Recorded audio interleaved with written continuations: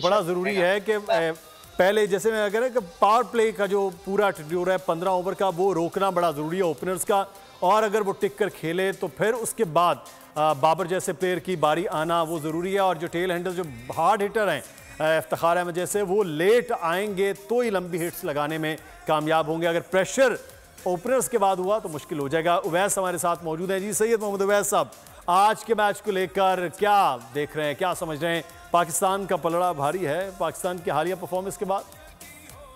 जी अस्सलाम वालेकुम।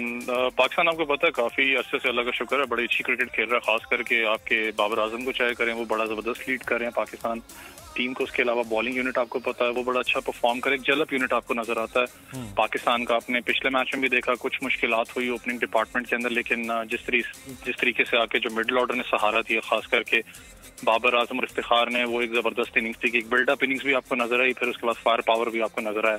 देखें, जिस मर्जी टीम के खिलाफ आप स्कोर करें, एक बात हमारे शायकीन को ये भी समझनी चाहिए, चाहे वो नेपाल है चाहे जो भी टीम है, वो मेहनत करके ऊपर आते हैं। और खास करके वो आपको पता है कि बड़ी टीम्स को मार के ऊपर आए हैं। चाहे वो क्वालिफायर्स वर्ल्ड कप का उन्होंने जीता, जो इंडिया में खेला जाना वर्ल्ड कप, उसके लिए क्वालिफाई किया। उसके अलावा एशिया कप क्वालिफायर्स को भी वो मार के ऊपर आए थे टूर्नामेंट में क्वालिफाई करने के लिए। रहा सवाल मिडिल ऑर्डर का, तो थोड़ा सा मुझे कंसर्न अभी भी एक वरी साइन लगता है वो आगा सलमान का है, क्योंकि आगा सलमान आपको पता है कि टेस्ट मैच में बड़ा अच्छा परफॉर्म करते हुए हैं, लेकिन वनडे के अंदर स्टिल एक उनसे बड़ी इनिंग्स जो सी है वो अभी ड्यू है कि वो बड़ी इनिंग्स खेलेंगे पाकिस्तान के लिए।